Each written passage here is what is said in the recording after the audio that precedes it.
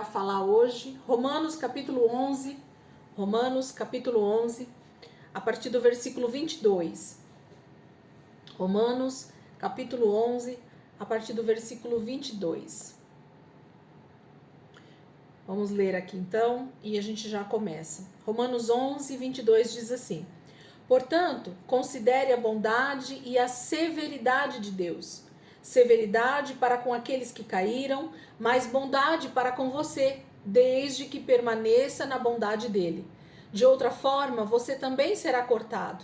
E quanto a eles, se não continuarem na incredulidade, serão enxertados, pois Deus é capaz de enxertá-los outra vez. Afinal de contas, se você foi cortado de uma oliveira brava por natureza e de maneira antinatural foi enxertado numa oliveira cultivada, quanto mais serão enxertados os ramos naturais em sua própria oliveira?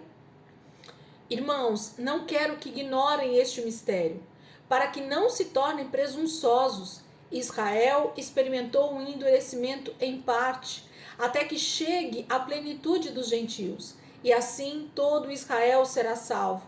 Como está escrito, virá de Sião o Redentor, que desviará de Jacó a impiedade. E esta é a minha aliança com eles, quando eu remover os seus pecados.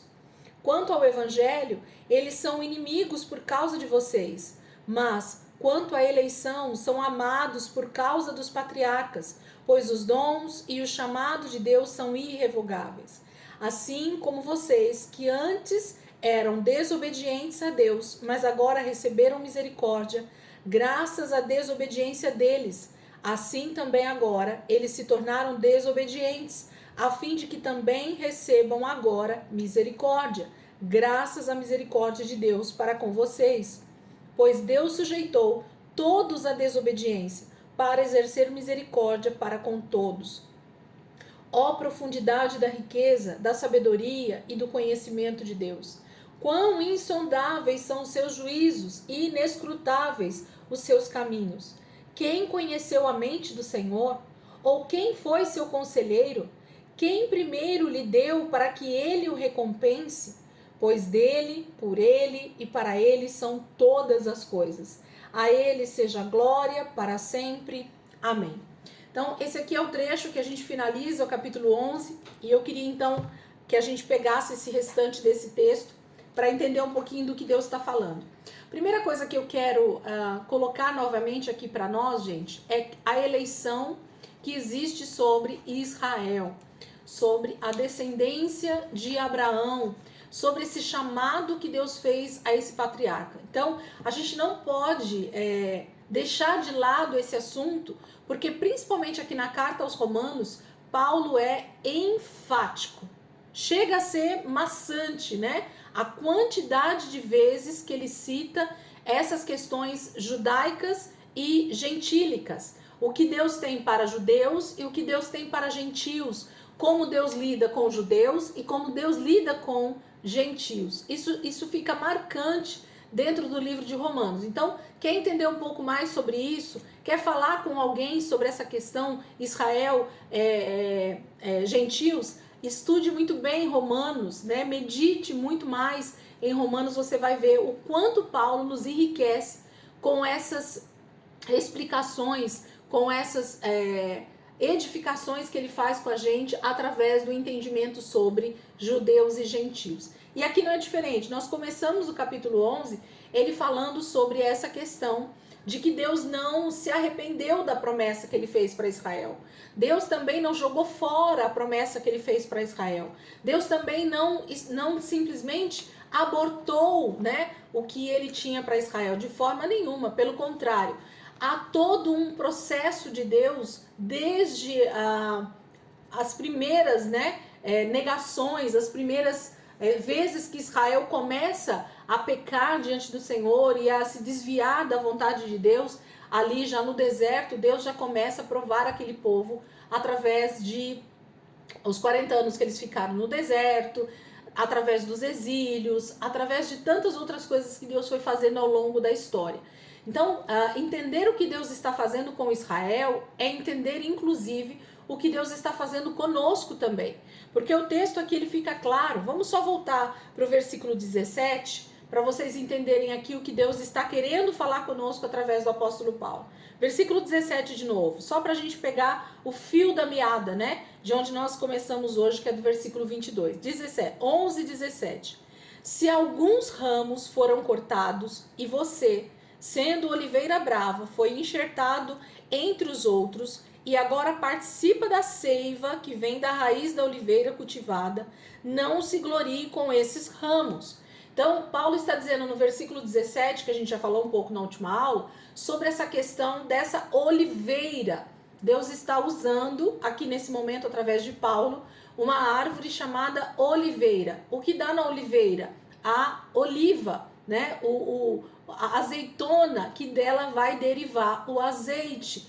E o azeite para nós, dentro da palavra de Deus, fala de unção, fala de consagração, fala de alguém que é santo, separado, ungido, cheio de Deus, né? Tudo fala a respeito do azeite, da unção, do que Deus faz através da azeitona. Então ele está falando sobre uma oliveira, que nós éramos oliveira brava, que na verdade fala de uma oliveira que não foi cultivada pelo próprio Deus, uma oliveira que nasceu sem nenhum tipo de cuidado, sem nenhum tipo de poda, sem nenhum tipo de plantação específica.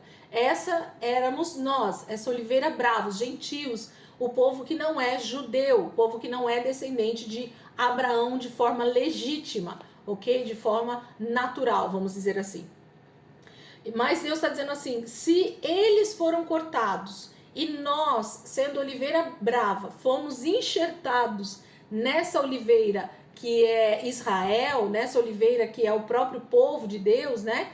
Essa árvore que Deus realmente então tem cuidado dela de maneira poderosa. Deus está dizendo que, através aqui de Paulo, que nós fomos enxertados porque alguns deles foram cortados. Gente, a gente precisa entender que o que Paulo está dizendo aqui sobre a desobediência de Israel, ela trouxe bênção sobre nós. Nós precisamos ver esse privilégio que nós temos e que Paulo fala muito bem aqui em Romanos a respeito da salvação ter vindo até nós, primeiro porque o Senhor prometeu isso a Abraão. Segundo, porque realmente Israel foi se rebelando, foi se afastando de Deus e isso fez com que Israel perdesse parte dessa posição de honra que Deus tinha com eles. Então, Deus faz de alguma maneira que as coisas realmente sejam endurecidas para Israel. Nós já lemos alguns textos que falam que o próprio Senhor endurece então os corações dos israelitas, endurece o coração deles para que eles não se convertam, né, e não sejam sarados. Deus faz isso por motivos que a gente também já compreendeu e é por causa disso que nós fomos alcançados. Paulo está dizendo isso claro. Então, nós não podemos nos vangloriar, nós não podemos nos exaltar por causa disso, nós não podemos achar que nós somos os melhores. E pior, essa teologia, então, da substituição, essa teologia que vem se desenvolvendo ao longo de séculos, porque não é de agora que ela vem se desenvolvendo, a partir do século IV, século V, já se falava dessa teologia da substituição. Então, por volta do ano 400, 500, da Era Comum, né, há mais de 1.500 anos atrás, já se falava dessa teologia da substituição. O que é a teologia da substituição? Israel foi, então, rejeitado por Deus, esquecido por Deus, e quem agora é o Israel de Deus é a igreja. Então, essa teologia da substituição tem sido, aos poucos, né, difundida no meio da igreja e muitos acreditam nisso, quando na verdade isso não é bíblico. Isso não está dentro do texto bíblico. Em nenhum versículo bíblico Deus fala que ele abandonou Israel, de que ele não vai cumprir as promessas dele a Israel. Pelo contrário, nós acabamos de ler aqui e a gente vai repetir que Israel será salvo, ok? Então, se Israel será salvo, é porque Israel vai ser salvo. E se Deus tivesse rejeitado esse povo, para que ele então salvaria esse povo? Teria o trabalho, né, de fazer o que ele está fazendo ao longo dessas eras para alcançar Israel. Então não teria porquê. E aí ele diz então no versículo 18: não se glorie com esses ramos. Se o fizer, saiba que não é você quem sustenta a raiz, mas a raiz a você. Então você dirá: os ramos foram cortados para que eu fosse enxertado. É como se eu dissesse assim: não, não, Deus tinha tanto amor por mim, pelos gentios, que Deus fez questão de cortar Israel para que eu fosse enxertado. Deus faz questão de rejeitar Israel porque eles rejeitaram para me colocar no lugar. Não, não, Deus não colocou ninguém no lugar de ninguém, ok? Todos nós hoje somos um só corpo de Cristo, judeus e gentios. E o Senhor tem uma promessa além do que nós imaginamos para esse povo escolhido, porque Ele escolheu esse povo, Ele decidiu fazer deles a sua descendência, ok? Então tem uma promessa específica para Israel em toda a palavra. Versículo 20. Está certo, eles, porém, foram cortados devido à incredulidade, e você permanece pela fé. Não se orgulhe, mas tema, pois se Deus não poupou os ramos naturais, também não poupará você. Então você imagina você ter filhos legítimos. Pensa aí comigo, vamos fazer essa tipologia para a gente entender. Você tem filhos legítimos que nasceram da sua barriga, que são filhos registrados no seu nome, e simplesmente esses filhos desobedecem a sua ordem, vão embora, não querem viver com você, né? Vão embora, vão fazer sua vida fora de casa. Você vai e adota crianças, ok? Por misericórdia, por amor, você adota, coloca filhos adotivos dentro da tua casa.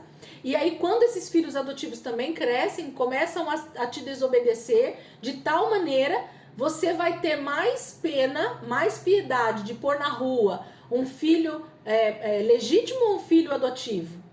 Então é óbvio que nós teríamos muito mais pena de colocar um filho legítimo para fora, certo? De casa, do que um filho adotivo. Então o que Paulo está dizendo é isso. Se Deus não poupou Israel, antes os cortou, lançou fora mesmo, rejeitou por um tempo, trouxe juízos sobre eles já, né? Trouxe tantos juízos, né? Ao longo da história, desde Abraão, que dirá nós, gentios, que fomos então agraciados pela graça de Deus, pelo favor de Deus.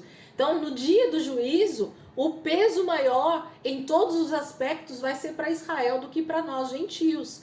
Então, por isso que nós devemos temer a Deus, muito mais do que o povo de Israel, porque eles têm uma promessa específica sobre eles. Deus tem prazer em alcançá-los de forma muito específica.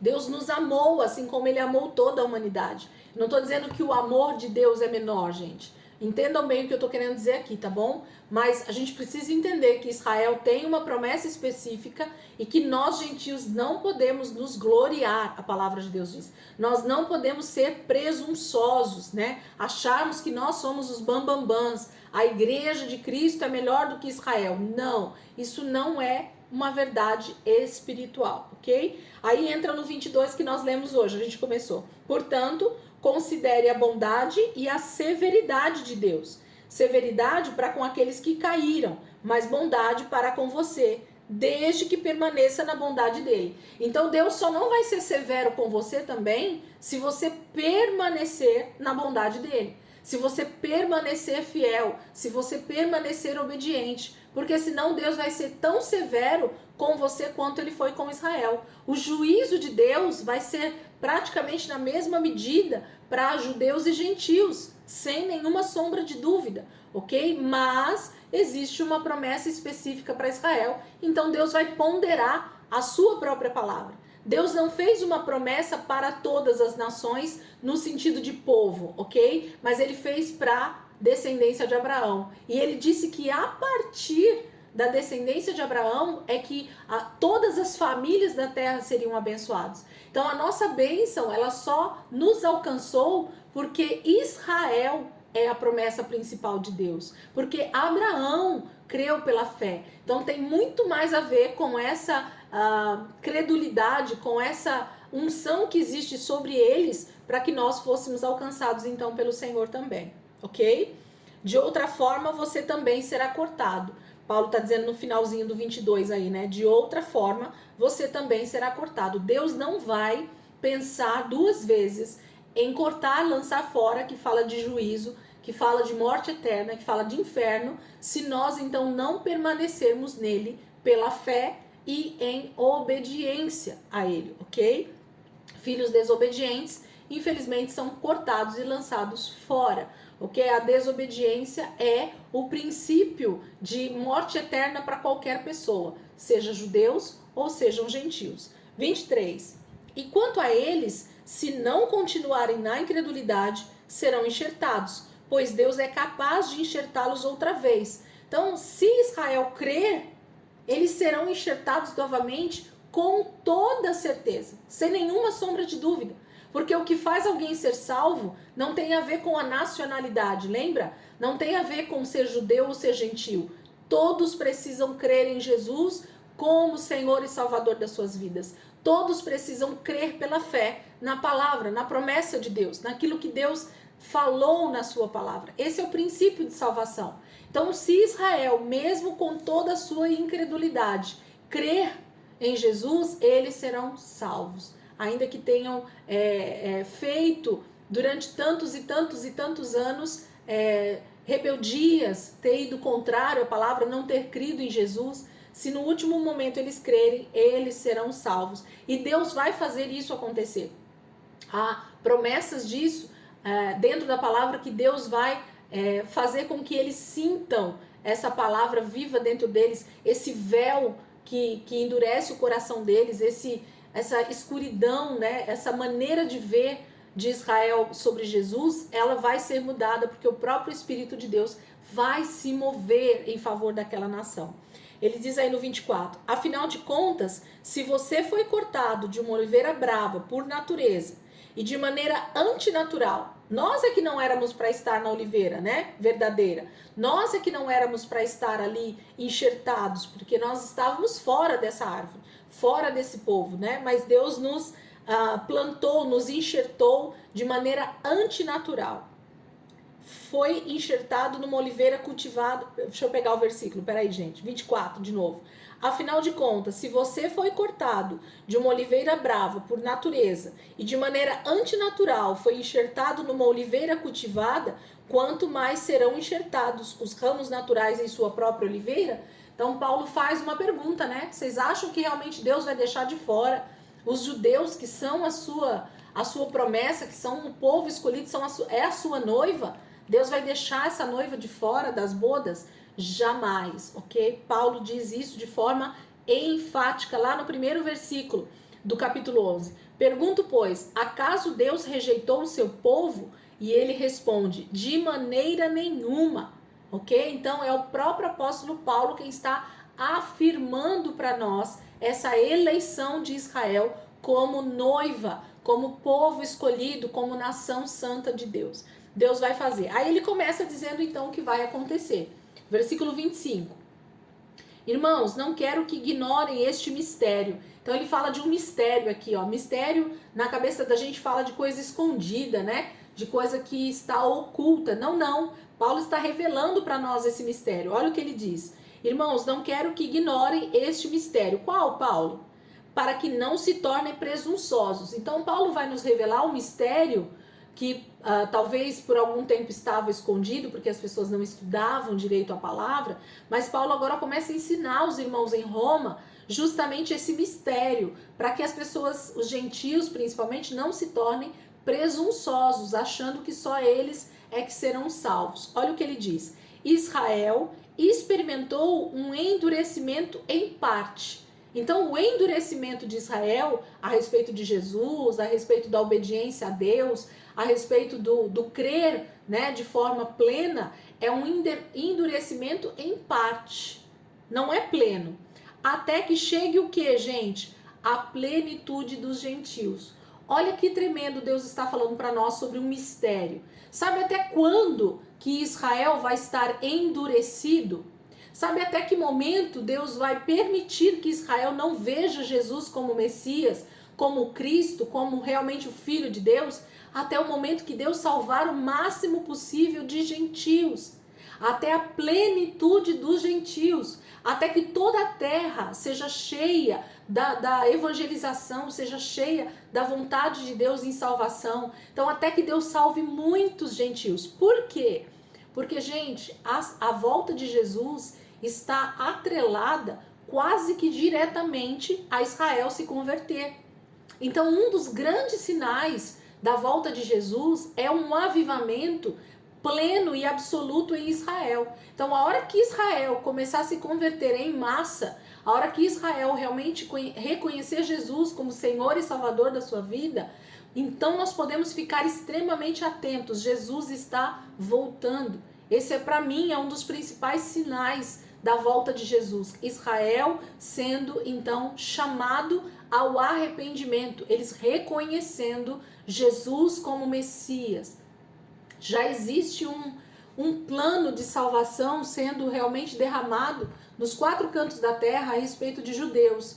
Nós já vemos muitos movimentos de judeus messiânicos, que a gente fala, né? Que são judeus convertidos ao cristianismo. E não necessariamente, gente, já vou deixar aqui claro para vocês, que judeus precisem ser cristãos como nós somos. Como assim, Elisângela? Tem diferença? Tem. Eles vão continuar sendo judeus, eles vão continuar tendo os costumes, as tradições judaicas, mas eles vão reconhecer Jesus como Senhor e Salvador da vida deles. Eles vão crer em Jesus como esse Messias enviado. Eles vão crer nesse sábado pleno que é Jesus, nesse descanso de Deus que foi enviado à terra. Eles vão crer na descida do Espírito Santo, na manifestação dos dons espirituais, nessa evangelização que todos nós estamos hoje inseridos, né? Então Israel vai evangelizar muito mais do que eles fazem hoje, porque judeu, gente, não evangeliza. Vocês sabiam disso? Judeu que não é convertido, eles não evangelizam. Por quê? Porque dentro do judaísmo não existe você tentar trazer pessoas para dentro do judaísmo, converter pessoas que não são judeus ao judaísmo. Vocês sabiam disso? Isso não é costume judaico, ok? Geralmente eram os próprios gentios que queriam se converter ao judaísmo, mas em nenhum momento dentro da Torá ou no Velho Testamento Deus fala para os judeus evangelizarem os gentios para eles se tornarem judeus, porque judeu tem a ver com nacionalidade, judeu tem a ver com de quem você é nascido, de que pai, de que mãe. Então ser judeu não tem a ver só com uma religião, e não é uma religião inclusive, ok? Ser judeu é ser nascido de uma nação chamada Abraão, ser nascido de uma nação chamada Abraão, Isaac e Jacó, ok? Ser filhos de Deus por excelência. Então isso tem a ver com o judaísmo. Então quando os judeus se converterem, eles vão sim evangelizar também junto conosco, mas não para que eles se convertam, as pessoas se convertam ao judaísmo, e sim ao Cristo, né? Ao Senhor Jesus como Senhor e Salvador da vida das pessoas. Então o tipo de evangelização que os judeus vão fazer no final dos tempos vai ser igual ao nosso, mas não para que eles se convertam ao judaísmo, e sim ao verdadeiro cristianismo, que é Cristo, né? A salvação de todo aquele que crê. Vamos lá? Aí ele diz assim, ó, versículo 26, então, até a plenitude dos gentios. E assim, todo Israel será salvo, como está escrito. Na Bíblia de vocês, esse versículo tá todo Israel será salvo? Ou no texto de vocês está diferente aí as traduções? Falem para mim se tem alguém que tá muito diferente, ou se tá de alguma forma que dá para entender ainda melhor que todo Israel será salvo. Como que tá aí, gente? Alguém quer falar? Senão a gente segue aqui. O meu tá... assim todo Israel será salvo, como está escrito. Tá igual o meu, tá igual então a NVI. Tá igual, né? Então, se a palavra tá dizendo, gente, que todo Israel será salvo, é só uma parte de Israel que vai ser salvo? Não, é todo, ok? A palavra está dizendo para mim que é todo Israel será salvo. É porque todo Israel será salvo. Deus tem uma palavra de salvação. Vai acontecer um derramar tão grande de arrependimento sobre aquela nação que todos eles serão salvos. Deus vai salvá-los, assim como fez na saída do Egito, ok? Todos foram salvos do Egito. Deus não deixou judeu nenhum para trás. Deus não deixou ninguém da nação de Israel no Egito. Deus salvou todos. Da mesma maneira vai acontecer no final dos tempos. Todo Israel será salvo. Deus vai salvá-los. Vai levantar, né, esses grandes profetas para falar com Israel e eles vão então se converter. Porque o Senhor faz uma promessa lá no Velho Testamento. Virá de Sião o Redentor, que desviará de Jacó a impiedade. E esta é a minha aliança com eles, quando eu remover os seus pecados. Então Deus vai salvá-los a tal ponto, né? Assim como fez conosco, de remover os pecados. Toda a rejeição, toda a incredulidade, todo pecado que possa existir na vida de Israel será arrancado, porque o Senhor vai perdoá-los. A nação vai se arrepender dos seus pecados e vai se converter ao Senhor. Isso é poderoso demais. 28. Quanto ao evangelho, eles são inimigos por causa de vocês.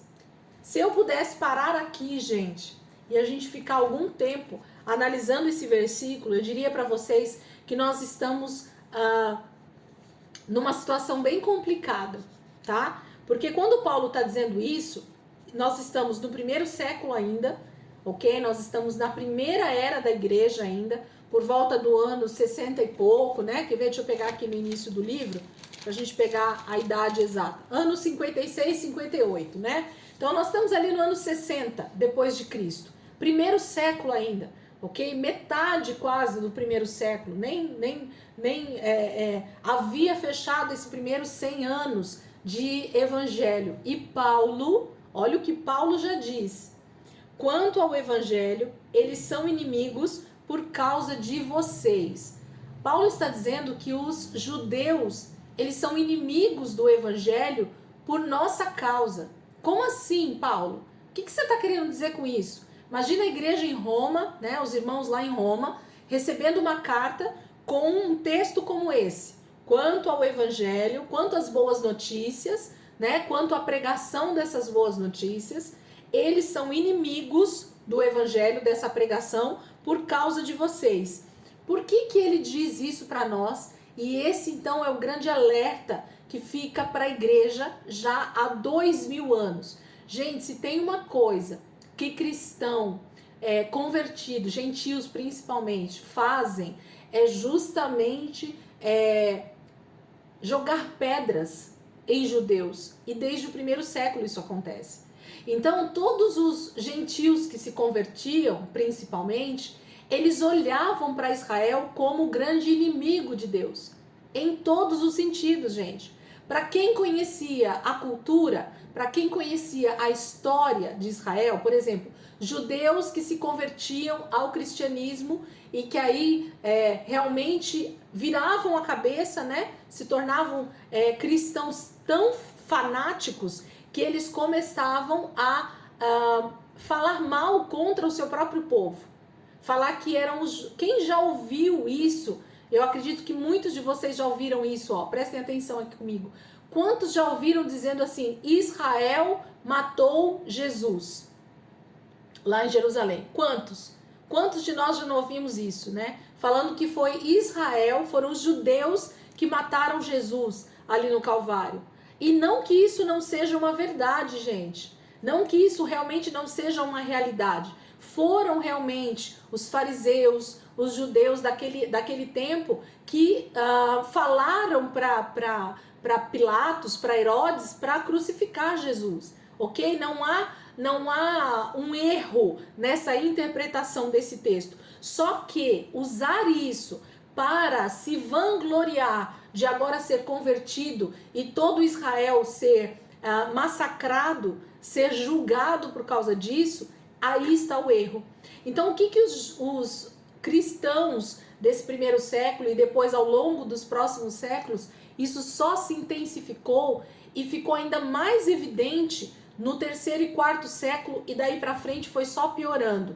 Essa questão de achar que Israel foi simplesmente esquecido por Deus, rejeitado. Deus não quer saber mais de Israel. Então Paulo está dizendo assim, quando vocês ficam falando mal dos judeus, dos costumes judaicos, da forma com que eles creem no Deus vivo, da forma como eles atuam, né, com a Torá, quando você mete o pau, né, nos seus irmãos judeus, o que você está fazendo, na verdade, é fazendo com que ele tenha mais raiva ainda do cristianismo. Vocês já perceberam que cristão tem mania de fazer isso com as outras religiões também? Vocês já perceberam como pessoas de outras religiões odeiam os crentes? Tô falando besteira aqui ou tô falando verdade? A gente muitas vezes é odiado por católicos, por umbandistas, por espíritas. Por quê? Porque a gente só sabe falar mal da religião deles. A gente só sabe falar mal dos costumes deles. A gente só sabe tacar pedra no que eles fazem, no que eles falam, ok? Mas a gente não vive o verdadeiro evangelho de Deus, que era o que ia trazer a conversão de muitas pessoas para Cristo. Todas as vezes que Jesus vai falar sobre isso e que os apóstolos vão falar sobre isso, gente, a ênfase é sempre a mesma. E esse tem sido um assunto muito forte nesses últimos tempos na minha cabeça. O mundo, olhem para mim aqui e escutem o que eu vou falar e qualquer coisa anotem isso. O mundo só vai, e aí tá incluso todo mundo, tá? Judeus, gente de outras religiões, gente de nações diferentes, tudo tá junto. O mundo, quando a gente fala o mundo, são todas as pessoas, só vão conhecer Jesus de verdade o dia que a igreja viver o verdadeiro cristianismo entre si. Então, o dia que eu parar de falar mal dos irmãos da Assembleia, o dia que eu parar de falar mal dos irmãos da congregação cristã, o dia que eu parar de falar mal do povo da igreja pentecostal, o dia que eu parar de falar mal do povo das church da vida, o dia que eu parar de falar mal dos irmãos que não trabalham no sábado, o dia que eu parar de falar contra o meu próprio irmão dentro da igreja, aí a coisa vai começar a acontecer de verdade. Por quê? Porque a palavra de Deus diz que se eu não consigo ser cristão entre o meu próprio povo, se há divergência entre a própria igreja, o corpo de Cristo não consegue se entender, você acha que o mundo vai reconhecer Jesus em nós? Você acha que o mundo vai querer ser igual a nós? Gente, quem é que gosta de estar no meio de pessoas que só brigam, que só tem divisão, confusão, conflito, disse-me-disse, fofoca, um querendo pisar em cima do outro por causa de cargo, um querendo ser maior do que o outro?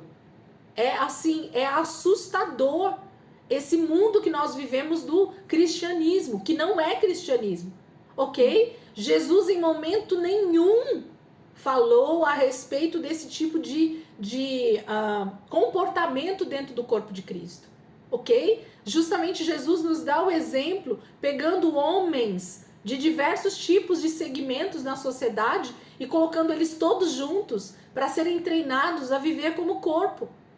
Um precisava amar o outro. Jesus diz: vós sois meus verdadeiros discípulos se nós fizermos o que, gente? Se nós amarmos uns aos outros. E isso não está falando do nosso irmão lá de fora, dos nossos inimigos. Não, não. Ele está falando da própria irmandade. Então, se eu não consigo viver uma vida de evangelho dentro da igreja que eu já estou, dentro do meu convívio de cristianismo, se eu não consigo respeitar a tradição de uma igreja histórica, por exemplo, de uma metodista, de uma luterana, de uma anglicana ou de qualquer outra, se eu não consigo respeitar o mundo gospel, se eu não consigo respeitar o irmão que não tem a mesma visão de escatologia que eu, se eu não consigo respeitar essas pessoas, que cristianismo que o mundo vai ver em nós? Diga pra mim. A maioria das pessoas que me rebatem com esse tipo de resposta dizem assim: para ser crente igual fulano, eu prefiro ser ateu. Prefiro não ser. Entende? Então, assim, o que Paulo está dizendo aqui no versículo 28 é que os judeus ainda não se converteram porque nós não sabemos ser filhos de Deus de verdade. Os judeus, gente, eles sabem o que é obedecer a Deus, obedecer aos mandamentos. Eles sabem. Eles podem não conseguir obedecer, mas que eles sabem o que eles precisam fazer para obedecer a Deus, isso eles sabem. Se tem uma coisa que judeu sabe, é olhar para a Torá e interpretar ela muito bem, que é o que muito cristão não sabe. Não tem nem noção do que é o verdadeiro mandamento de Deus, o que Deus realmente fala na sua palavra. Muito crente nem lê Bíblia, né? A gente está cansado de falar isso aqui. Muito cristão não lê Bíblia, muito cristão não conhece a palavra de Deus realmente para poder viver uma vida de realmente comprometimento com Cristo. E pior ainda, aí vive essa vida de religião e aí não conseguimos alcançar, principalmente judeus, ao cristianismo, porque a gente não reflete a imagem de Deus. O dia que nós começarmos a refletir a imagem de Deus, do Deus vivo e poderoso, Israel vai começar a se converter. Eles vão ter tantos ciúmes de nós como cristãos, de termos a real intimidade com esse Deus vivo, de vivermos uma vida de tantos milagres, de vivermos uma vida de presença de Deus, como eles ouviam falar de Abraão, Isaac e Jacó, que eles vão começar a querer saber como é que faz para realmente servir esse Deus que nós temos servido, que é o único Deus verdadeiro. Entende o que Paulo está dizendo? Então ele diz assim, olha só, quanto ao evangelho, eles são inimigos por causa de vocês. Sabe por que os judeus são inimigos do cristianismo, dos evangélicos? Porque os evangélicos não refletem a glória do Pai. Ok? Por isso que eles são inimigos. Eles não querem ser evangélicos. Eles não querem ser cristãos como nós somos cristãos, que só fala de Deus da boca para fora. Ok? Eles querem ser cristãos o dia que eles conseguirem ver dentro do cristianismo o verdadeiro Filho de Deus em nós. Ok? Porque eles conhecem muito bem a palavra. Então nós precisamos gerar ciúmes em Israel. Mas como gera isso? Através de uma vida de santidade, através de uma vida de relacionamento, através de conhecer a palavra de Deus de verdade. Então, se você sentar com um judeu e realmente conseguir mostrar para ele as promessas poderosas que existem sobre o povo dele e conseguir separar aonde os judeus estão e aonde você está e aonde nós todos juntos estamos, aí Israel vai se converter, gente. Os judeus vão se converter. Por isso que já existe um movimento muito forte messiânico, judeu messiânico, porque já existem muitos cristãos que realmente já compreenderam isso e estão vivendo de maneira diferente com os judeus. Está conseguindo entender melhor as suas tradições, está conseguindo entender um pouquinho melhor o seu ponto de vista, está conseguindo falar de um evangelho que inclui e que não rejeita, porque o evangelho não rejeita Israel. O evangelho, ele coloca Israel e a igreja, né, e os gentios de forma unidas num só corpo. Então nós precisamos fazer isso. Aí ele diz assim, vou voltar no 28 para completar a frase. Quanto ao evangelho, eles são inimigos por causa de vocês. Mas quanto à eleição, eles são amados por causa dos patriarcas. Você sabe por que Israel é tão amado por Deus? Porque Deus amou Abraão, Isaac e Jacó. A promessa que Deus fez, ela é irrevogável. Vocês estão vendo o que está escrito aí, ó? Esse versículo ele é muito tirado fora do contexto aqui, tá? Para falar sobre dons e talentos que Deus deu e que são irrevogáveis. Olha no que Paulo está falando. Paulo está falando sobre a eleição de Israel. É sobre isso que Deus está falando, que é irrevogável. O que é irrevogável, gente? O que significa essa palavra irrevogável? É algo que jamais pode voltar atrás, ok? Então, se Deus falou algo de você a respeito de alguma situação, você pode ter certeza que realmente é irrevogável. Agora, se Deus não falou nada com você a respeito de alguma situação, não tome esse versículo como algo que Deus falou, porque se Deus não falou, não é irrevogável. As promessas de Deus que estão dentro da palavra é que são irrevogáveis. Ok? Então não é o chamado de Deus específico na minha vida que é irrevogável. Não, é o chamado da igreja que é irrevogável. É ser igreja que é irrevogável. É os dons e talentos que Deus derramou sobre a igreja. Uns ele deu para apóstolos, outros para profetas, outros para pastores, para evangelistas, para mestres. É isso que é irrevogável. Não é, não, Deus me chamou para ser isso e é irrevogável o que Deus faz. Será que Deus realmente te chamou para isso? Ou você está usando essa palavra irrevogável, esse versículo bíblico, para dizer que é irrevogável para ninguém tirar aquilo que está sobre a sua vida?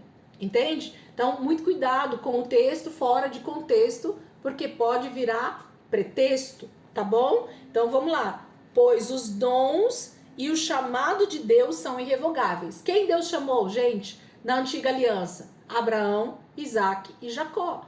E em especial Abraão. Então a promessa que Deus fez a Abraão sobre a sua descendência, sobre a posse da terra de Canaã, tudo é irrevogável. Deus nunca vai voltar atrás dessas promessas, porque ele prometeu, ele vai cumprir. Então tudo que está na Bíblia é irrevogável, ok? Todas as promessas que a palavra de Deus diz é irrevogável. Então Jesus vai voltar e isso é irrevogável. O inferno, ele existe e isso é irrevogável, ok? O diabo vai ser lançado no fogo, no lago de fogo e enxofre e isso é irrevogável. Ok? Então a gente precisa saber que aquilo que é irrevogável é o que Deus disse, não o que eu estou dizendo que é irrevogável. Ok? A gente precisa tomar muito cuidado com essas coisas. Versículo 30. Assim como vocês, que antes eram desobedientes a Deus, mas agora receberam misericórdia, graças à desobediência deles, nós só fomos alcançados porque Israel desobedeceu, certo? Olha que graça maravilhosa. Assim também, agora eles se tornaram desobedientes, a fim de que também recebam agora misericórdia, graças à misericórdia de Deus para com vocês. Pois Deus sujeitou todos à desobediência para exercer misericórdia para com todos. Então, o que Paulo está dizendo aqui é que Deus coloca todo mundo no mesmo nível. Então, para ser salvo, o que precisa, gente? Gentios e judeus, crer em Jesus, crer no Filho de Deus, que ele enviou para morrer pelos meus pecados e pelos pecados de vocês. Reconhecer que eu sou pecador, que eu preciso desse favor de Deus para ser alcançado, que eu preciso da graça sendo derramada todos os dias da minha vida. Todos, judeus e gentios, toda a terra precisa reconhecer a mesma coisa. Não há um atalho para ninguém. Não há uma forma de ser salva diferente para ninguém, nem para judeus, nem para qualquer outra nação. A forma de salvação é a mesma para todos. A misericórdia de Deus é para todos da mesma maneira. A graça sendo derramada é para todos da mesma maneira. Uns aceitam, outros rejeitam. Aí está a diferença. Está em mim a diferença e não no Deus que nos alcança, não no Deus que é todo misericórdia, ok? Então é disso que Paulo está falando. Ainda bem que Israel desobedeceu e não se tornou essa nação tão obediente, porque a partir disso Deus então incluiu, né, a nossa vida para ser salva dessa maneira com misericórdia, ok? E vice-versa. Agora Deus nos alcança, faz de nós realmente filhos obedientes, para que nós então possamos também fazer ciúmes em Israel e eles sejam salvos. Então a misericórdia de Deus está alcançando tanto gentios quanto judeus na sua plenitude, ok? E aí tem um hino de louvor aí de Paulo, né, nesse momento, que tudo é para Deus. O final ele fala, né, pois dele, por ele, para ele são todas as coisas. Deus fez tudo, gente, através dele, que é o próprio Cristo, a palavra, o verbo vivo, para ele, porque é para adoração dele que nós nascemos, é para o louvor dele, é para a glória dele, é para exaltar ele, né? Então é para refletir ele. Então tudo vem dele e é para ele, né? Nada vem de nós não temos mérito nenhum na salvação, nós não temos mérito nenhum em ter vida em nós mesmos. Se Deus tirar, né, o ar da terra, cai todo mundo durinho e morto na mesma hora. Então Deus é tão soberano na forma dele agir sobre toda a terra, que ele realmente tem essa primazia na nossa vida em todos os sentidos, né? Nós não somos independentes, nós dependemos totalmente desse Deus nas nossas vidas em todo o tempo, amém? Eu vou fechar, gente, só pra gente já iniciar o capítulo 12 e seguir, tá bom? Vamos voltar rapidinho? Nós temos 7 pessoas aí, fechem e já voltem pra gente já continuar.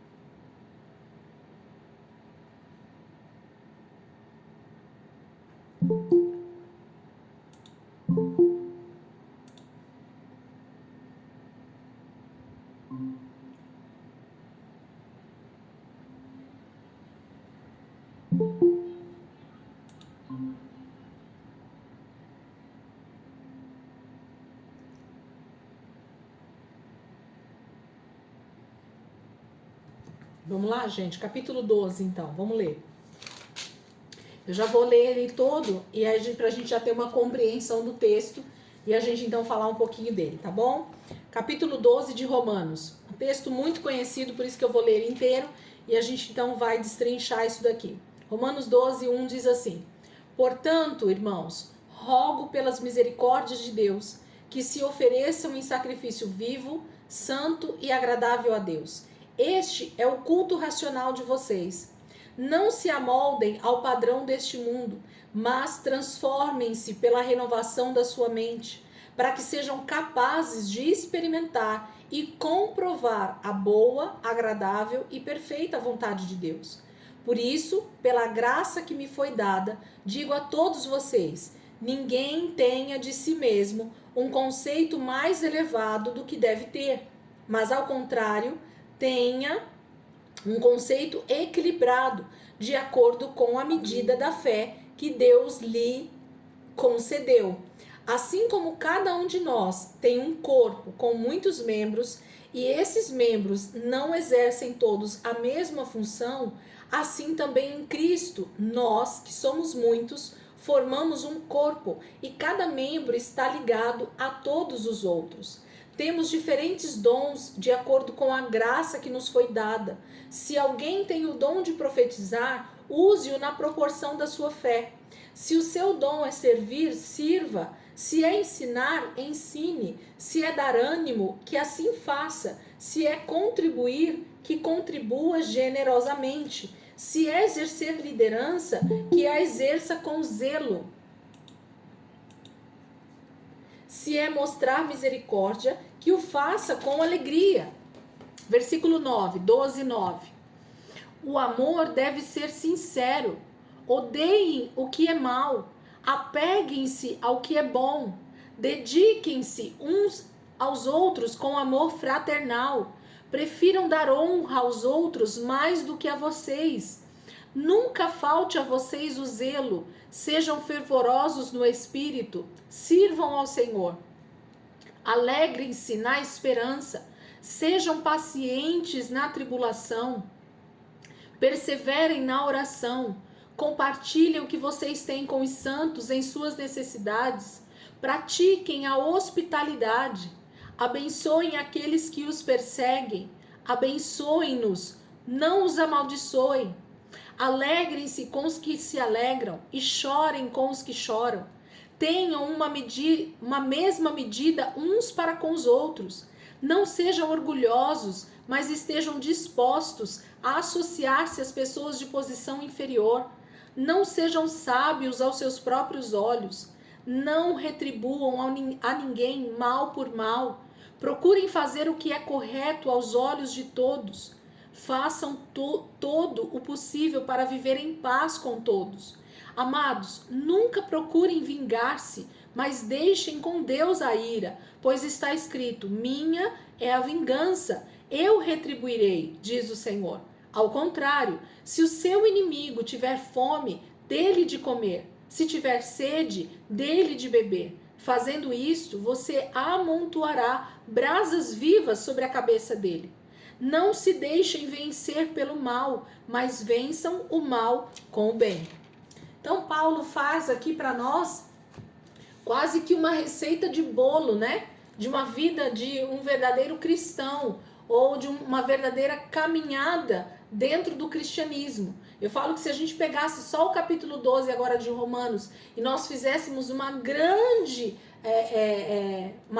exegese, né, do texto, nós iríamos tirar daqui tantos ensinamentos do próprio Jesus, da Torá, do Velho Testamento, do Novo Testamento, sobre escatologia. A gente ia tirar muita coisa daqui de dentro. Por quê? Porque Paulo está realmente descrevendo para nós um ensino sobre como ser um cristão ao molde de Jesus, ao molde da palavra de Deus. Então vamos tentar aqui entender. Ele diz lá no versículo 1, dizendo para nós assim: portanto, irmãos, rogo pelas misericórdias de Deus que se ofereçam em sacrifício vivo, santo e agradável a Deus. Este é o culto racional de vocês. A primeira palavra que a gente precisa saltar nesse versículo é ofereçam em sacrifício vivo. Mas o principal, sacrifício vivo. Gente, para um rabino, para um judeu como era Paulo, falar sobre sacrifício remetia ao quê, gente? Remetia à Torá, remetia à velha aliança, remetia ao tabernáculo, remetia ao templo, né? As ofertas, aos sacrifícios que eram feitos lá. Mas Paulo faz algo diferente aqui para nós. Ele diz que o verdadeiro cristão, ele não é um sacrifício morto, mas ele é um sacrifício vivo. E o que era um sacrifício, gente, na velha aliança? Nada mais era do que um animal, seja ele de qual tipo fosse, que era levado pelo pecador até o sacerdote para ser morto em seu lugar, inclusive, e ali no altar de sacrifício, aquele animal era queimado, ok? Aquele animal era morto e queimado naquele altar. Só as partes lá que deveriam ser comidas pelos sacerdotes é que sobrava. Mas todo o restante daquele animal era literalmente queimado naquele altar de sacrifícios. E Paulo está dizendo que então, nós cristãos agora, na nova aliança, precisamos aprender um conceito ou um princípio de Deus poderosíssimo. Se você quer viver uma vida de santificação, se você quer viver uma vida de comunhão com Deus, você precisa entender os princípios da Torá e colocar agora ela em prática na nova aliança. Lembra que a velha aliança é uma sombra das coisas vindouras?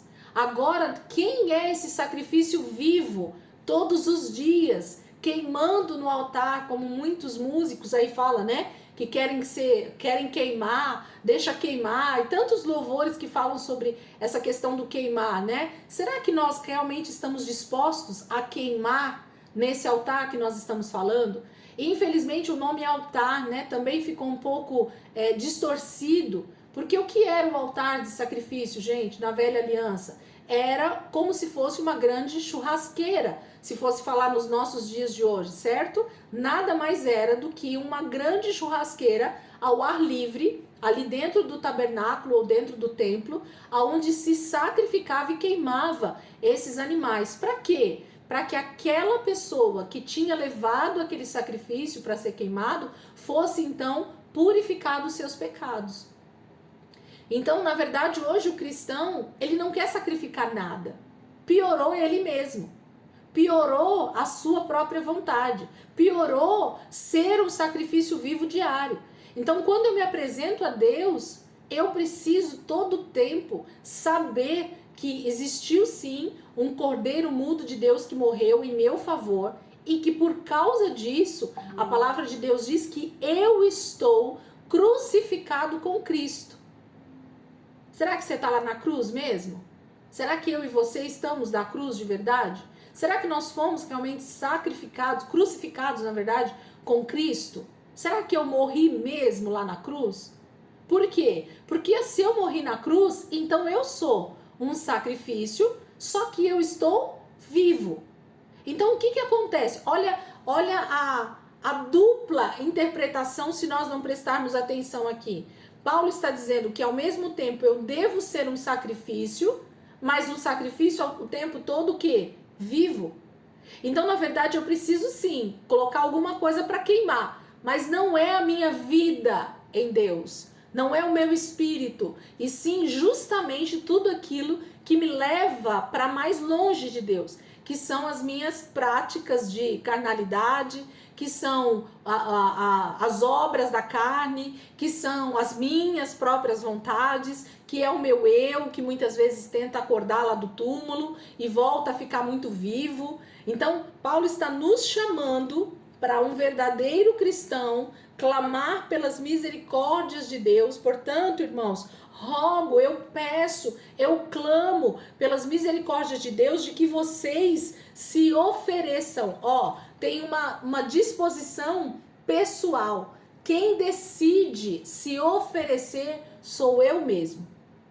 Agora como sacrifício vivo, ok? Santo, porque não podia ter no sacrifício nenhum tipo de defeito, nenhum tipo de, os sacrifícios que eram oferecidos ali no tabernáculo, depois do templo, eles tinham que ser perfeitos, ok? Então eu preciso estar numa decisão tão forte de santidade, de santificação, porque eu decidi ser um sacrifício vivo, santo e agradável a Deus. Por causa da decisão, gente. Não tem a ver com pré-requisitos, é uma decisão minha e sua nos sacrificarmos, nos entregarmos todos os dias como sendo crucificado com Cristo. Todo dia de manhã eu preciso levantar e dizer: eu estou crucificado com Cristo. O que foi crucificado com Cristo, gente? O pecado, ok? O que matou Jesus na cruz, crucificado, foi o pecado, foi a maldade, foram as obras do diabo, ok? Então eu preciso todos os dias de manhã levantar como cristão e dizer: eu estou crucificado com Cristo. Então não é a minha vontade, não é o que eu acho, não é o que eu quero, não é que as pessoas têm que fazer a minha vontade, não é que eu só vou perdoar quem eu decidi perdoar, ok? Se fosse assim, Jesus então diria: eu decido perdoar só a Sônia, mas eu não quero perdoar a Renata. Os pecados da Renata são muito difíceis para mim perdoar. Entende o que Jesus faz ali na cruz? Não há escolha de sim ou não, desse ou daquele. Ele decidiu morrer em prol, ser um sacrifício entregue, vivo, por mim e por você. Então eu preciso todo dia ser esse sacrifício vivo. Ao mesmo tempo que tem essa questão do vivo, porque nós estamos vivos para Deus espiritualmente, mas eu preciso ser esse sacrifício que todos os dias está ali queimando, literalmente no altar, sendo morto, sendo martirizado, sendo crucificado o tempo todo. Toda vez que você quiser fazer a sua vontade, no sentido carnal de se falar: eu não quero perdoar aquela pessoa. Eu não quero amar aquela pessoa. Eu não quero me submeter àquela liderança. Eu não quero me sujeitar ao meu marido. Eu não quero fazer tal coisa. Entende? Eu preciso estar como sacrifício vivo, santo e agradável a Deus. Será que a nossa vida queimando, sendo sacrifício, como que tem chegado essa fumaça para Deus? Porque a palavra de Deus fala que subia como aroma agradável para Deus, né? Então, um sacrifício queimando, quando Deus entendia que aquilo estava purificando uma vida, que algum pecado estava sendo perdoado, havia então um aroma agradável, um cheiro suave. E não estou falando que aquela carne que queimava ali, gente, tinha um cheiro agradável, porque muito provavelmente não tinha, ok? Porque a carne de pecado queimando, aquele animal sendo queimado ali, provavelmente não tinha um aroma muito bom. O que Deus está falando sobre aroma agradável, então? Ele está falando sobre um perfume que sobe quando justamente um pecador se arrepende. Eu até ouvi, acho que foi semana passada, algum dia desses, falando que aquele texto que a gente usa sobre a salvação das pessoas, né? Que a festa no céu quando um pecador se arrepende. Sabe esse texto, gente? Esse texto ele não cabe só para uma pessoa que ela não é convertida e que ela se converte debaixo de um apelo no culto. Vocês sabiam disso? Um mestre ensinando, eu ouvi aquilo, eu falei: Jesus me ajuda, porque essa eu não tinha prestado atenção. A festa no céu, diante de Deus, Deus se alegra cada vez que um pecador se arrepende. Então, quando eu e você, quando qualquer pecador se arrepende, mesmo já tendo sido salvo, nós continuamos pecando e nós precisamos ser livres desse pecado, mas cada vez que eu me arrependo de algo que eu pequei contra Deus, há uma festa, porque um pecador se arrependeu. Porque se você não tivesse se arrependido, qual seria o seu futuro, gente? Se nós não nos arrependermos dos nossos pecados, aonde é que nós vamos estar na vida eterna? No inferno. No inferno. Então isso quer dizer que há festa diante de Deus, então, todas as vezes que um pecador se arrepende. Então todas as vezes que eu digo, Senhor, eu me arrependo, Senhor, eu me arrependo e vou confessando e me arrependendo de verdade e abandonando algum tipo de pecado, há festa diante de Deus. Ok? Deus faz festa quando um pecador se arrepende. Ele faz festa, a palavra de Deus diz. Amém? Então Paulo está dizendo que nós devemos ser então essa oferta, né, em sacrifício vivo, santo e agradável a Deus. Este é o culto racional de vocês. Gente, o que é a palavra culto? Senão uma prestação de adoração a Deus.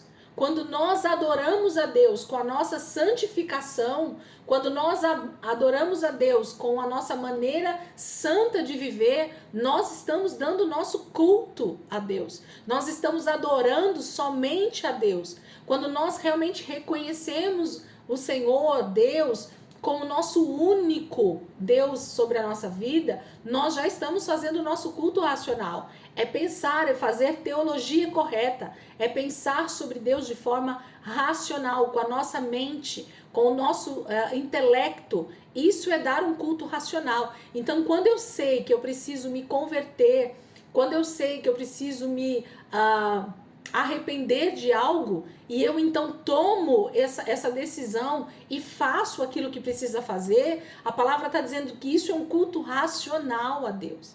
Eu estou tomando a decisão baseado naquilo que eu vi que a palavra está dizendo que eu estou errado.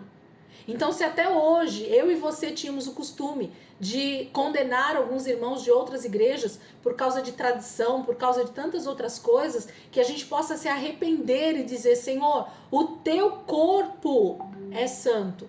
A tua igreja, seja ela de que placa for, é santa. E o Senhor se agrada. Apocalipse vai falar muito sobre isso, né? Sobre as 7 igrejas, sobre os tipos, né, de igrejas que a gente já estudou. Então a gente precisa se arrepender, gente, e dar um culto racional ao Senhor. Saber o que é pecado e então se arrepender. Chega de sentimentalismo dentro do cristianismo. Nós precisamos parar com essa história de sentir. Tudo do crente é sentir. Se eu sentir a vontade de perdoar, eu vou perdoar. Se eu sentir vontade de amar, eu vou amar. Se eu sentir o desejo de falar com aquele irmão, eu vou falar. Irmão, se Deus sentir vontade de te mandar para o inferno, ele vai também mandar. Entendeu? E se ele sentir vontade de deixar você viver a vida eterna com ele, ele também vai deixar. Entende? Vocês estão querendo que Deus sinta também a respeito de nós, na hora da salvação? Deus vai olhar para nós e falar assim, peraí, deixa eu ver se eu vou sentir vontade de te salvar e levar para a vida eterna. Não. Fala de culto racional. Pode falar, Débora. Meu pastor, no domingo passado, falou justamente isso que você está falando. Sobre o sentir? Os crentes sentem demais. É um sentimentalismo fora de sério. Ele alertou justamente isso. Ele abordou isso na ministração do domingo, justamente sobre isso. Glória a Deus, porque ainda tem gente que está dando culto racional a Deus. Nós precisamos saber o que é pecado, eu preciso me arrepender, eu preciso tomar decisões na minha vida, e me santificar também é uma decisão. Eu decido me santificar, eu decido ler Bíblia, eu decido jejuar, eu decido passar tempo com Deus. Se você for esperar sentir vontade de fazer tudo isso, me diga alguém aqui que tem vontade, gente, de orar. De verdade, eu tô falando assim, vontade. Nossa, eu tô com tanta vontade de orar agora, 12 horas aqui sem parar. Se tiver alguém aqui, eu vou te falar, irmão, falta pouco pra você ser arrebatado. Porque não tem esse. Então não tem a ver com sentimento. tem a ver com decisão, tem a ver com uma vida centrada em Deus e dizendo, Senhor, eu preciso dar o meu culto racional. O que é que Deus tem pedido da minha vida todos os dias? Relacionamento. Então eu preciso me relacionar com Deus. Todas as outras coisas passam a ser secundárias e as coisas de Deus passam a ter prioridade, porque essa é a vontade de Deus, ok? E aí eu vou ver a minha vida caminhando para um outro nível de espiritualidade, de vontade de Deus para mim, e aí eu começo a caminhar debaixo desse sacrifício vivo, santo e agradável a Deus. Por quê? Porque o culto racional vai acontecer o que na nossa vida? Paulo continua na sequência. Não se amoldem ao padrão deste mundo, mas transforme-se pela renovação da sua mente, para que sejam capazes de experimentar e comprovar a boa, agradável e perfeita vontade de Deus. Gente, não tem como você saber, você provar, você comprovar essa boa, perfeita e agradável vontade de Deus sem estar pensando como Deus pensa. Sem realmente entrar nesse culto racional de decisão pela vontade de Deus na sua vida. Não existe outra opção. Ou você entra na transformação de pensar como Deus pensa, ou você não vai viver essa vida boa, perfeita e agradável. E quando a gente fala disso, não tem a ver com teologia da prosperidade. Longe disso, muito longe. Porque quem está falando aqui é o apóstolo Paulo. Ele não viveu a teologia da prosperidade. Ele não foi um homem rico. Ele não andou de BMW. Ele não andou de jatinho no tempo dele. Mas ele viveu a boa, perfeita e agradável vontade de Deus para a vida dele. Ok? Que era fazer com que o evangelho se espalhasse. Gente, a maior vontade de Deus para a humanidade é que nós sejamos salvos. Essa é a vontade de Deus para a humanidade, entende? Então, assim, as pessoas ficam imaginando que Deus tem vontades aleatórias. A Bíblia fala de um só tipo de busca de Deus para o ser humano, a salvação dele. Deus tem feito ao longo de quase 6.000 anos de história, contados aí pelos judeus, né? 5.783 anos, Deus fala de uma história de redenção. Deus não fala de uma historinha bonitinha, de que as pessoas vão ser maravilhosas aqui nessa terra e elas vão ter tudo que elas querem, porque elas vão ser felizes, aí elas não vão ter problema psicológico, elas não vão ter depressão, nada disso. Deus está falando sobre salvação, sobre mortificação da nossa carne. É disso que Deus está falando. Então nós precisamos parar de ser cristãos sentimentalistas e dar um culto racional para Deus todos os dias da nossa vida, na segunda, na terça, na quarta, na quinta, na sexta, no sábado e no domingo. Não tem a ver com culto na igreja, tem a ver com culto racional. O que Deus me pede para fazer para ser um verdadeiro cristão? Transformar a minha mente, entregar a minha vida como sacrifício vivo, santo e agradável, todos os dias, com o meu marido, com os meus filhos, com os meus vizinhos, com os meus funcionários, com os meus amigos, com os meus parentes. Comece a sacrificar a sua vida como sacrifício vivo, obedecendo a palavra de Deus, que você vai começar então a dar o seu culto racional a Deus. Você vai conseguir realmente adorar a Deus com a sua vida, com as suas atitudes. E você vai experimentar a boa, perfeita e agradável vontade de Deus para você, que é salvar a sua vida, que é salvar as pessoas que estão perto de você e te levar para um nível de relacionamento muito além desse lugar raso que nós temos vivido, infelizmente. E aí Paulo continua dizendo assim, ó: por isso, pela graça que me foi dado, digo a todos vocês, olha o que Paulo vai dizer para nós: ninguém tenha de si mesmo um conceito mais elevado do que deve ter, mas ao contrário, tenha um conceito equilibrado, de acordo com a medida da fé que Deus lhe concedeu. Paulo está dizendo, em palavras difíceis, né, para algumas pessoas, dizendo assim: meu irmão, não fica achando que você é muita coisa, não, porque você não é muita coisa. Não queira se achar melhor do que os outros, não queira se achar melhor do que aquela pessoa que ainda não foi salva, não queira se achar do que aquela pessoa que acabou de nascer de novo e tem algumas atitudes erradas ainda. Não queira se achar mais sábio porque você já leu a Bíblia. Não queira se achar mais sábio porque você conhece algumas coisas da teologia. Não queira se achar mais sábio porque você fez faculdade, porque você é PhD, porque você tem pós-graduação. Não queira se achar porque o teu casamento é perfeito e o da tua vizinha não é. Não queira se achar. Por quê? Porque nós não devemos fazer isso de nós mesmos. A palavra nos diz para nós não acharmos nada de nós. Nós somos pessoas que precisamos uns dos outros. Nós não somos independentes, gente. O dia que o ser humano entender que não é independente, e sim que ele depende uns dos outros, nós vamos viver um cristianismo maravilhoso. Por quê que eu estou falando isso? Vocês percebem que Paulo está falando isso, e em seguida, o que Paulo vai dizer, gente? Paulo vai falar justamente sobre o funcionamento do corpo de Cristo. Percebem? Ele engata... Oi, querida. Eu não sei se é só o meu, mas o seu áudio abaixou tanto que eu não É mesmo? ouvindo classe. E aí, gente, como tá aí o áudio? Tá normal? Mais baixo, sim. Tá mais Tá baixo? mais baixo. Será que é o barulho de... Porque começou a chover bastante aqui em Santo André. Então tá uma chuva bem forte e talvez o barulho da chuva ali fora esteja, né, atrapalhando um pouquinho o áudio. Estão conseguindo me ouvir? O meu tava assim no começo da aula, eu fechei e abri de novo, pra mim voltou ao normal. E agora? Bem baixinho, quase não tô ouvindo. E agora? Ô, Aninha, tenta fechar então e voltar para ver se volta. Ou querem todos fechar e a gente volta de novo? Eu vou fechar. Vamos fechar e abrir de novo, tá? Tem mais 10 minutos. Fechem e abram novamente. Então.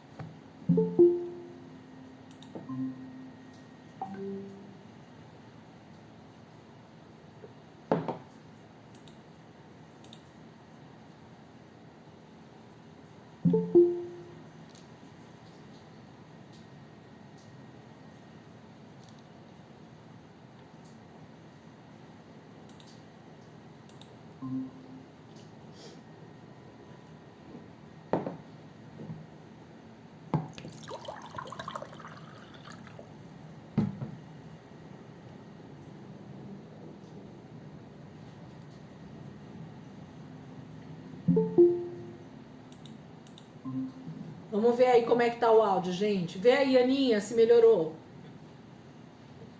Vê aí se tá melhor. Melhorou? Que bom. Melhorou. Que bom. Então vamos lá. E aí, gente, estão ouvindo bem aí? Podemos? Então Paulo vai começar justamente agora a partir dos próximos versículos, gente. Eu vou ler de novo esse texto que eu acabei de ler, já completando com o restante, para vocês verem que ele emenda um assunto no outro sobre essa questão de nós não nos acharmos alguma coisa por causa de posição, por causa de, sei lá, ministério, por causa de conhecimento bíblico, por causa de posição elevada na sociedade, por qualquer coisa desse tipo, fazer diferença entre os irmãos, fazer diferença entre a igreja de Cristo. Não há nenhum tipo de diferença. Jesus nunca disse que haveria diferença entre qualquer tipo de cristão, qualquer tipo de filho de Deus. Não há distinção. Se para salvação, gente, não há nenhum tipo de distinção, que dirá para nossa vida como cristão. Então percebem que não é cabível isso? Se para me salvar Deus não faz diferença, Deus ser rico, Deus ser pobre, Deus ser negro, Deus ser branco, Deus ser índio, Deus ser japonês, de eu ter dinheiro, de eu não ter dinheiro. Não há essa distinção. Nós precisamos nos colocar como corpo de Cristo e ponto final. Esquecer essas questões de inteligência, posição econômica, posição social ou qualquer outro tipo de diferença uns pelos outros. Isso traz muita divisão no corpo de Cristo, gente. Isso traz muita dor, muito problema dentro do corpo de Cristo. Então vamos lá, vamos pegar aqui de novo. Versículo 3, de novo, e aí eu vou emendar.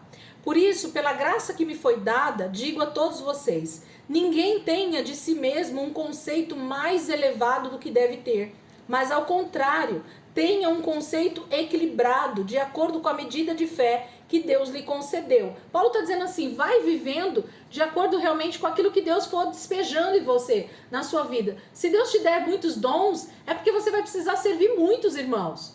Mas é de acordo com isso que você vai sendo usado dentro do corpo de Cristo. E não com tudo isso que eu falei, dinheiro, posição ou qualquer outra coisa. Aí ele diz assim, versículo 4. Assim como cada um de nós tem um corpo com muitos membros e esses membros não exercem todos a mesma função, assim também em Cristo nós, que somos muitos, formamos um corpo e cada membro está ligado a todos os outros.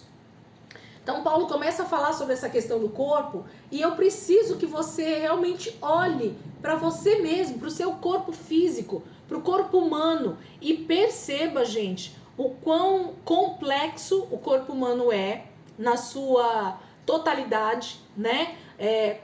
Com todos os órgãos que nós temos dentro do corpo, com todas as ligações neurais, com a questão da coluna vertebral, com todos os membros, com todos os órgãos que existem dentro do nosso corpo, que cada um funciona de uma maneira totalmente separada, né? No sentido de ter a sua função específica. O rim jamais vai fazer o papel do coração, o coração jamais vai fazer o papel do cérebro, mas eles precisam uns dos outros para viver.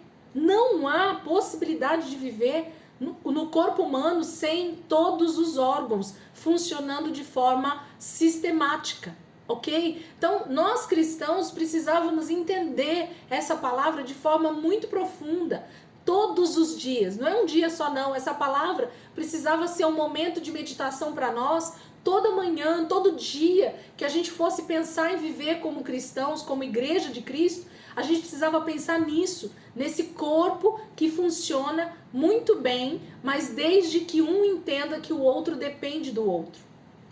Senão a coisa não funciona. Versículo 6. Temos diferentes dons de acordo com a graça que nos foi dada. Se alguém tem o dom de profetizar, use-o na proporção da sua fé. Se o seu dom é servir, sirva. Se é ensinar, ensine. Se é dar ânimo, que assim faça. Se é contribuir, que contribua generosamente. Se é exercer liderança, que a exerça com zelo. Se é mostrar misericórdia, que o faça com alegria. Percebe que Paulo começa o versículo dizendo que nós temos diferentes dons. E aí aqui ele cita algumas coisas que não está relacionado com aqueles mesmos dons que ele fala lá em 1 Coríntios.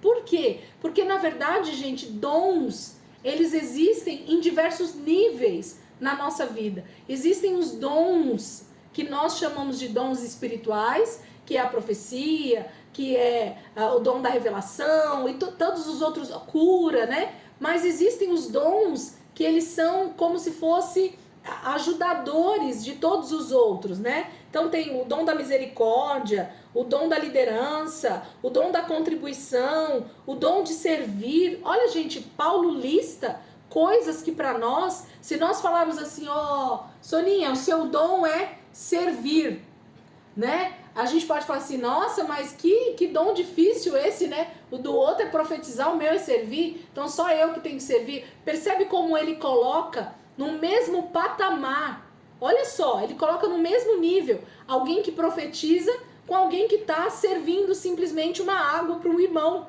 no culto. Percebe isso? Ou que está ali o tempo inteiro servindo a sua família no dia a dia.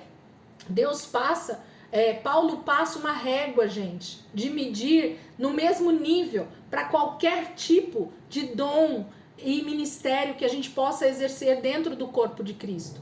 Nós não podemos dizer que o cérebro é mais importante que o coração, que é mais importante que o rim, que é mais importante do que o pé, que é mais importante que o dedo mindinho. É mentira. Para o corpo humano funcionar perfeitamente, com tudo que ele é para fazer, nós precisamos de todos os membros de igual modo, ok? Não há distinção para Deus a respeito do corpo de Cristo. Não há membro maior, membro menor, não há membro mais importante, membro menos importante. Não há essa distinção, nós fazemos essa diferença dentro do corpo de Cristo. Nós nos colocamos como alguém mais importante. Ah, se eu não for para o culto, a igreja não funciona. Ah, se eu não orar nessa reunião de oração, a coisa parece que não funciona. Ah, se não for eu para dar aula, a aula não funciona. É bobagem nossa. É ignorância nossa espiritual pensar dessa forma. Quando o texto, o próprio Paulo está dizendo que nós não devemos achar algo de nós mesmos, ok? Porque nós não somos. O corpo só está funcionando bem porque todos os membros estão funcionando no seu devido lugar. Quando algum membro do nosso corpo falha, todo o corpo sofre junto. Quando nós estamos com um problema de dor de cabeça, o corpo inteiro sofre com a dor de cabeça. Quando nós estamos com um problema de, sei lá, rim, todo o corpo sofre a dor dos rins, né? A cólica renal. Não é só o rim que sofre, todo o corpo sofre junto. Então, precisamos aprender e compreender essa função do corpo de Cristo. Isso é tão poderoso. E aí Paulo vai entrar conosco num texto, vamos deixar para a semana que vem, porque nós vamos listar item por item aqui. Paulo começa falando, a partir do versículo 9, ele começa a dar uma receita de bolo de cristianismo.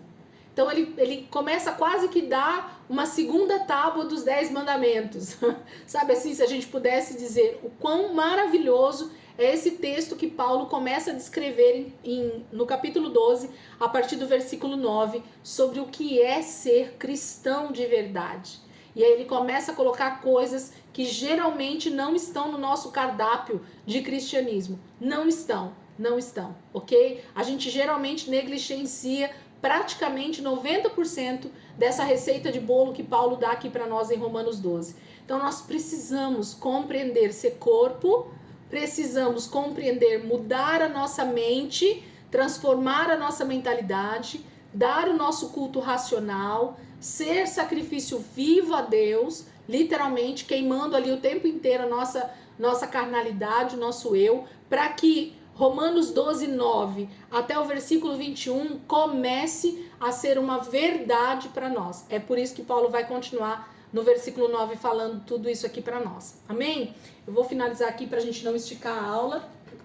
E semana que vem a gente então vai continuar aqui esse texto e provavelmente a gente consiga aí, né, avançar no capítulo 13 e na outra aula a gente consiga fazer os últimos 2, 3 capítulos aí que faltam do livro de Romanos. Essa é a minha expectativa, tá? Para que a gente comece essa aula online a partir de março, já no outro livro da carta de Paulo, e a gente vai ver como isso vai funcionar. Não se preocupem, fiquem em paz, descansem no Senhor. Deus vai fazer tudo da melhor forma possível para todos nós, tá bom?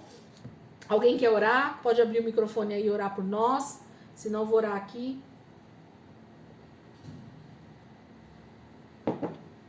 Amém? Senhor, nós somos gratos